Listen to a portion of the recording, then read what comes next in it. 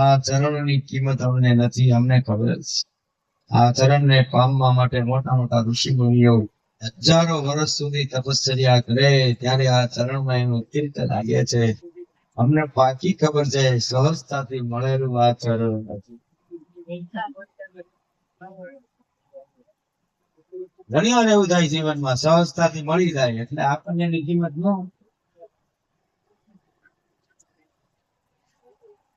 એના પરિણામે ઘણી વસ્તુ અમૂલ્ય ચીજ આપણા હાથમાંથી જતી,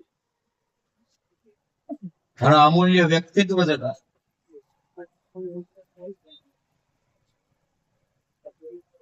जिंदगी के सफर में गुजर जाते हैं वो जो मुकाम वो फिर नहीं.